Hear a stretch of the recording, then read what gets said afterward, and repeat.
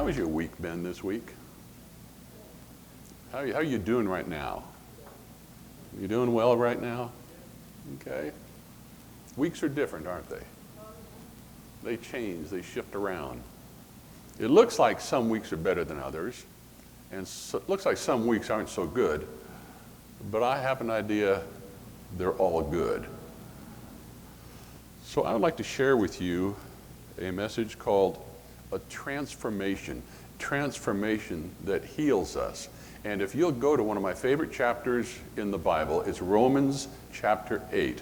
This is a spiritual chapter about the Spirit of God. And Romans chapter 8 has a couple very familiar verses. I know you know these verses, but what I'm going to ask you to do tonight are two things. Keep your heart open. You already got your heart open. Now I'm going to ask you to make your imagination run wild.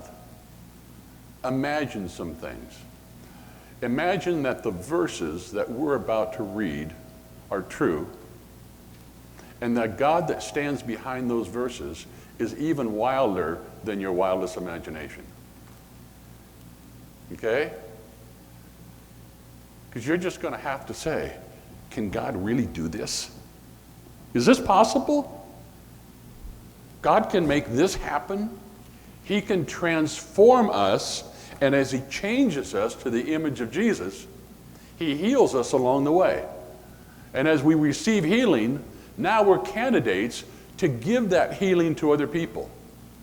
We become ministers of God.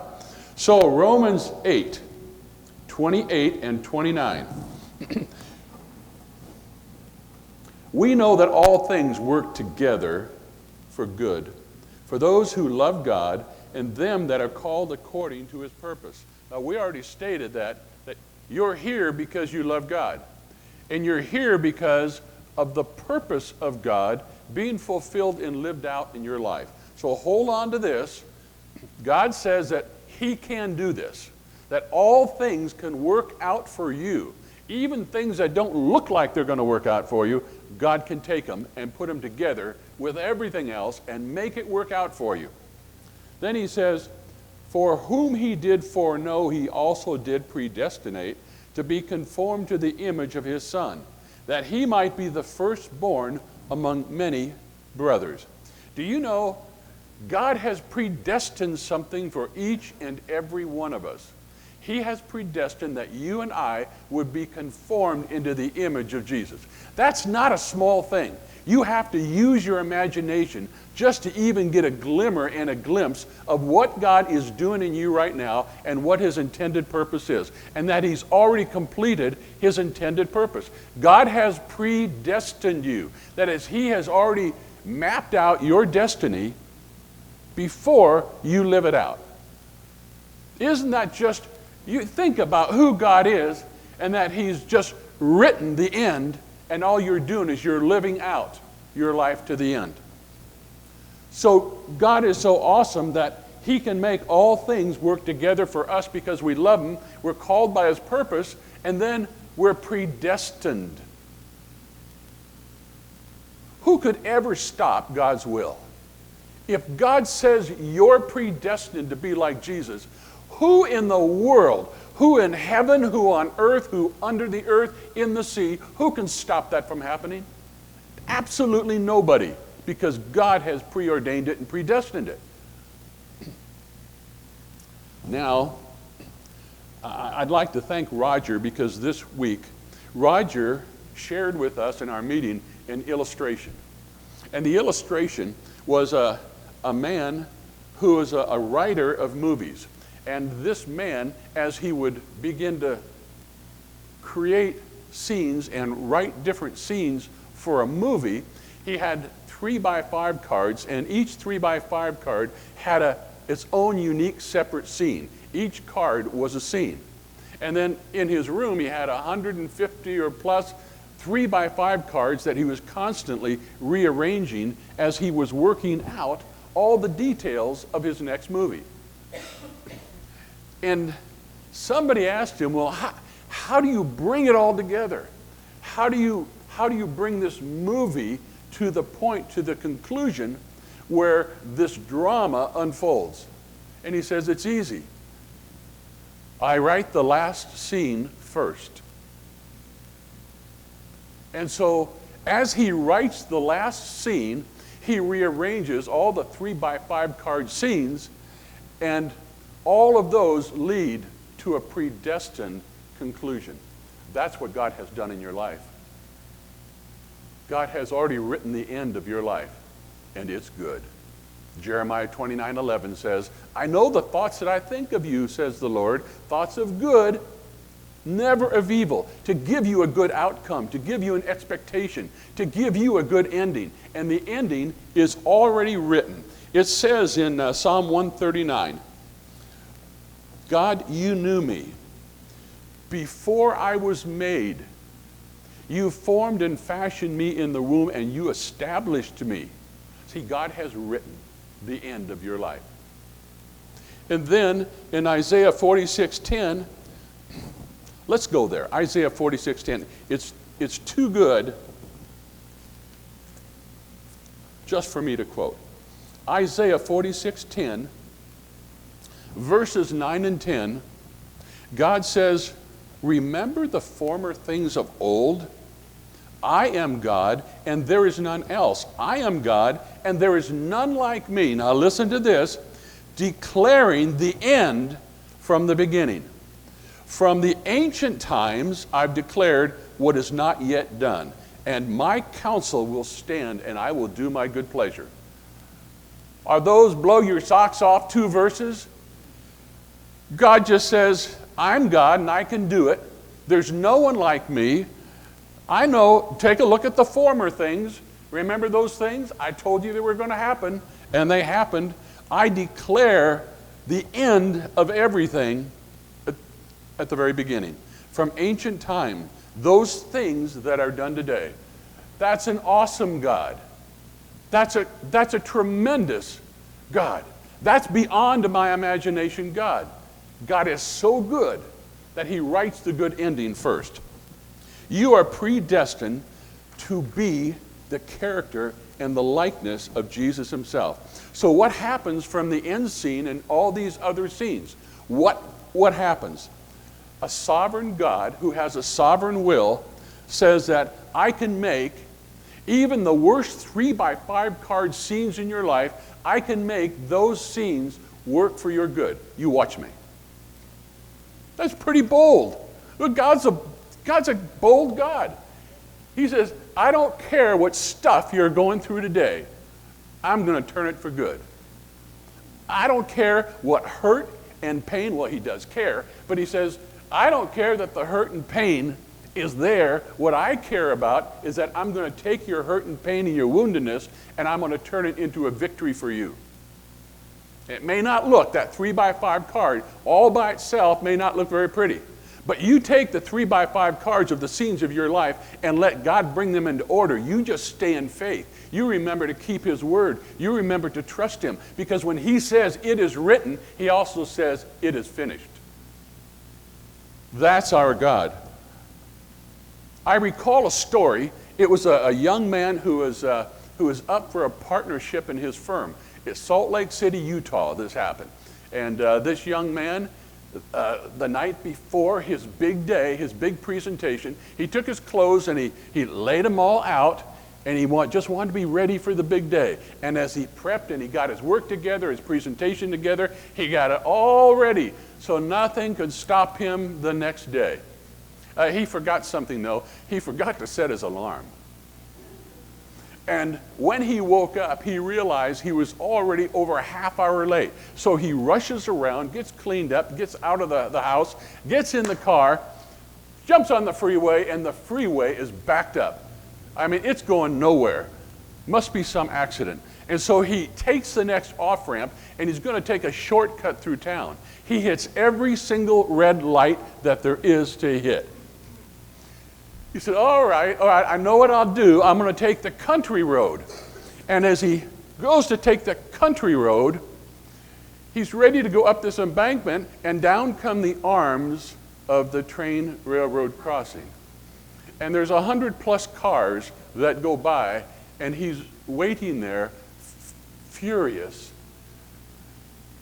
as the armed guards go up, and as he crosses, he notices above this little hill in the road that there's a rock and an object in the road, and so he just swerves over a little bit to avoid the rock, and his right tire goes off the shoulder, and he hears this pop. And he's got a flat tire. He can't believe it. He takes his jacket off, throws it in the front seat, goes to take care of his tire, and he notices that in his tire, he ran over a spike, a railroad spike. He just can't believe it. He says, is there anything else that could go wrong this morning? I am already late, and this is the biggest day of my life. My career hinges on me being there 15 minutes ago. He's so furious, he rips the spike out of the tire, and he goes to throw it, and he realizes, wow, that's the heaviest spike I have ever seen in my life. And he looks at the spike, and it's all corroded, and it goes to the back of his car, and he starts scraping off, and he notices it's bright and yellow. And then he scrapes the backside, and it says Promontory Point. And it's got a date on it. And he realizes this is one of the commemorative spikes when the railroad, the Santa Fe, when they met east and west. This was one of the commemorative spikes.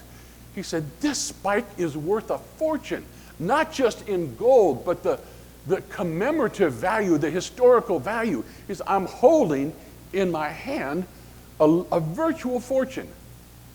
He says, you know, if I didn't forget to set my alarm, if the freeway wasn't backed up, if I didn't hit every red light, if the train wasn't crossing, if I didn't swerve off the road and avoid this rock, this would never have happened. He says, this is my lucky day. This is one of the best days of my life. You know,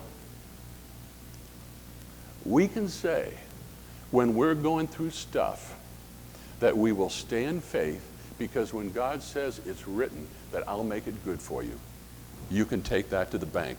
Stay in faith. Your final scene has been shot, and all you're doing is you're just working up to the best of the best in your life.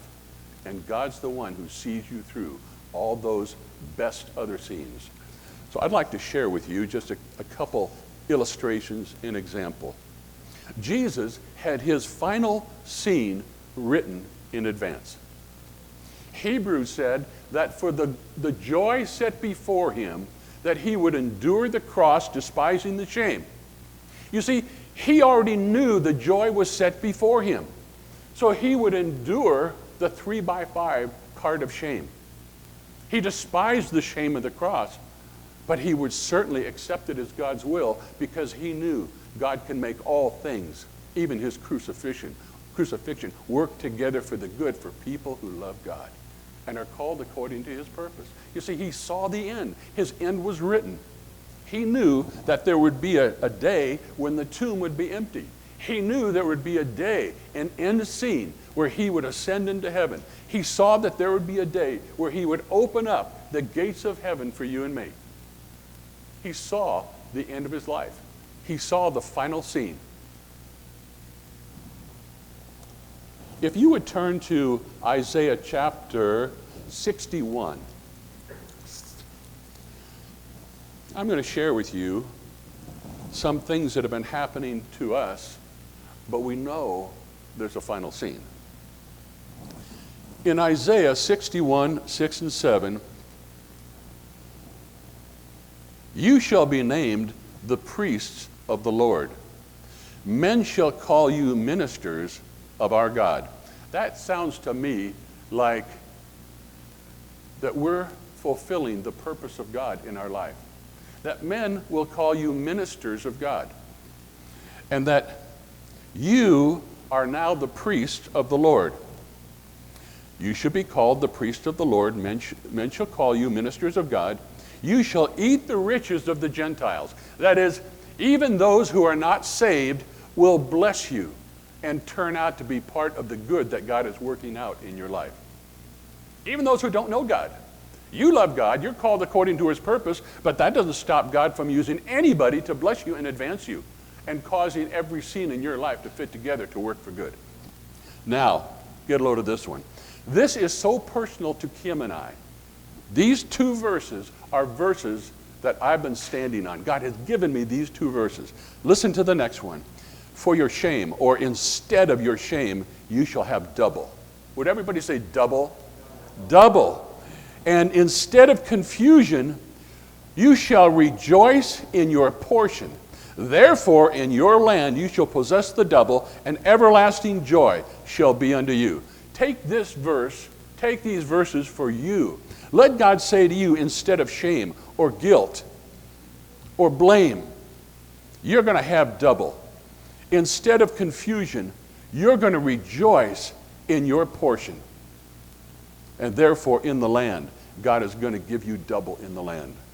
Everlasting joy will be yours.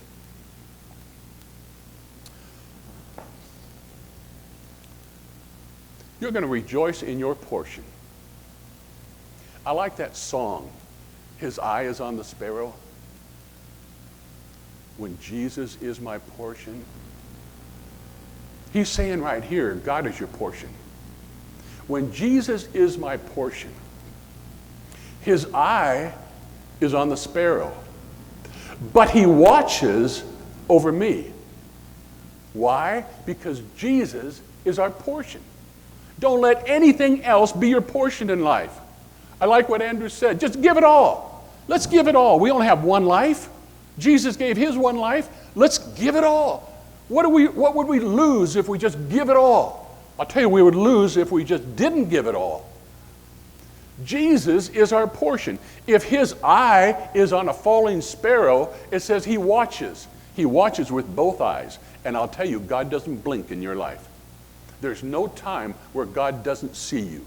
There's no time where God is not watching over you. There is no instance in your life where you think it's good or bad. He knows the end, and he is watching over you to see to it you get to your end.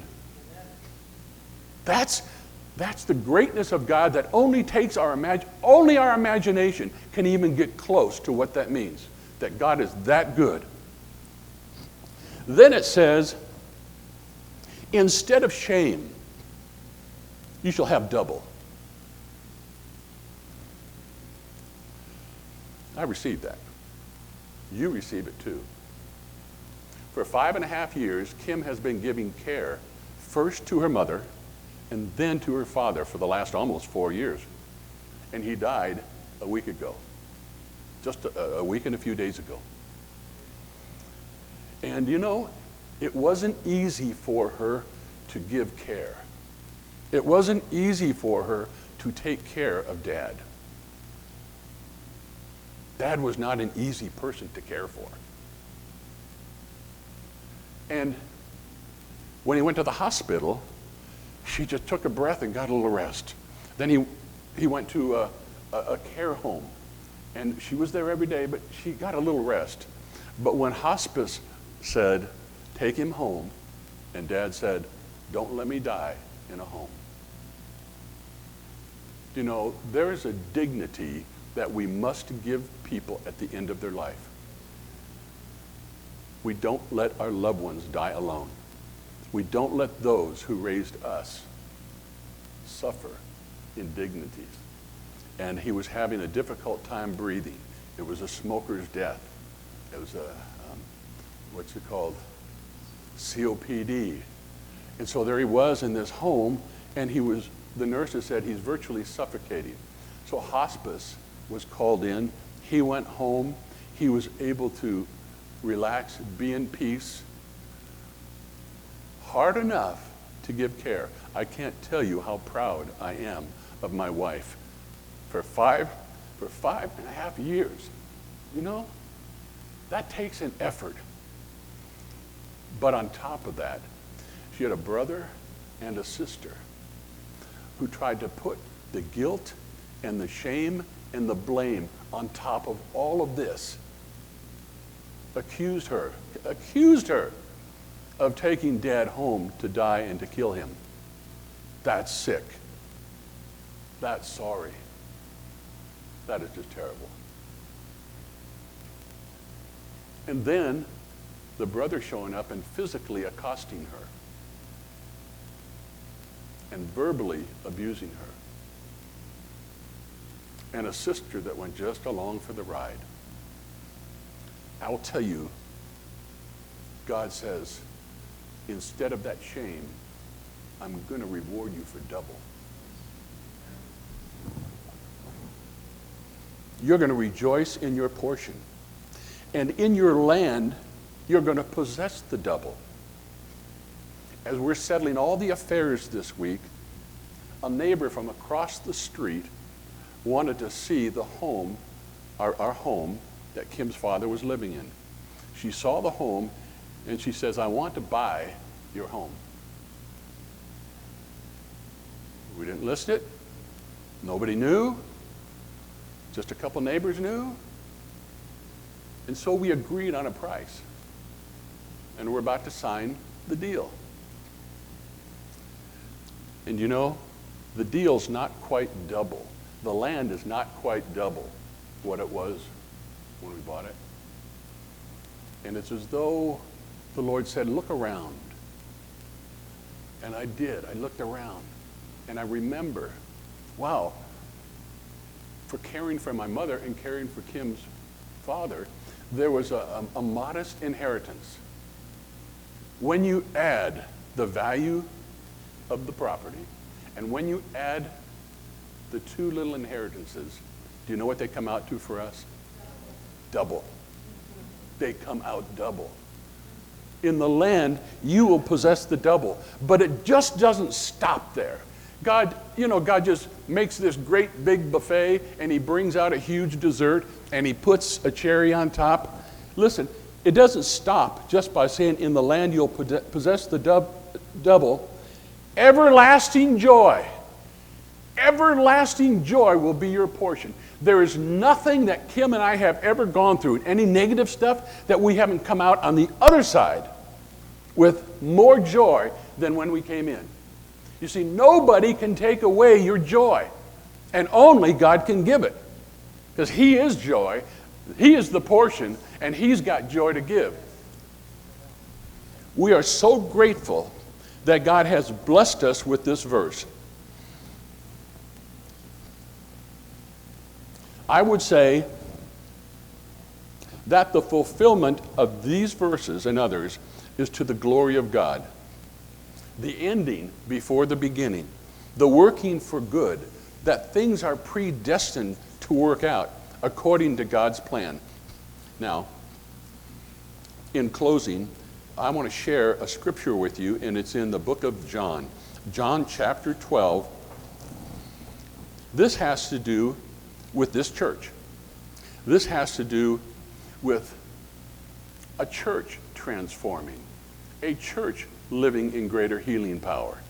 Now, our lives are being transformed from glory to glory, and God's healing us as we go and taking us to that great end chapter in our life, that scene that he has written and only he can write. But he does the same thing for churches. And so I'd like to refer to this church because we're not even 60 days old. And we have a couple testimonies that I'll share with you later. In just 60 days, there's a couple amazing testimonies. But here is one I want to share with you. In John 12, verses 20 and 21, it says, there were certain Greeks among them that came to worship at the feast. Now, these Greeks, they found Philip, and they desired something. They asked him something. They said, "Sir, we would like to see Jesus." I like that. I like that a lot. Here are Greeks, Jews from outside the country. They've come a long way, and they've come to the Passover feast. Now, at the Passover feast, they could have been impressed with the great temple, Herod's temple. They could have been impressed with the shofar blowing to announce the Passover. They could have been impressed with the gold in the temple, the riches and the decor and everything on the outside, but they weren't. You know what they wanted? They want something on the inside. They said, what we really want is we want to see Jesus. I'll tell you the end of our church. The end of our church isn't how many people we can put in this building. It's not how much we can do, and it's not the events. All those can be important. The shofar is important, the temple is important, the decor, okay? All these things are important. A stage setting, that's important. But it's not what people are looking for. The sound and the music, all good, but that's not what people are really looking for. We can have the greatest stuff, and we should give our best to God. But I'll tell you, the end scene for this church is people will come here to see Jesus in you. They'll come here to see a transformed person who's healed and who already is living out their life like they're living out the destiny. They're going to look for people like you and me who know we have a destiny and who dare to live in that destiny and realize that even the troubles of life cannot shake us because all things work together for good, because God's love is in this place. We're called according to his purpose. Yes, we will serve him with all of our heart, but the whole purpose is that people are coming here and they're going to say, sirs, we want to see Jesus.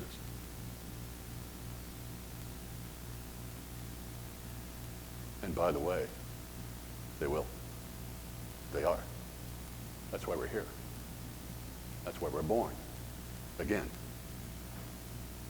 people desperately in this hour, in 2015, there are so many hurting people in this world. They're going to come and they're going to say, I'm here because I want to see Jesus in you. I want to see a transformed you. Someone who looks a lot like Jesus.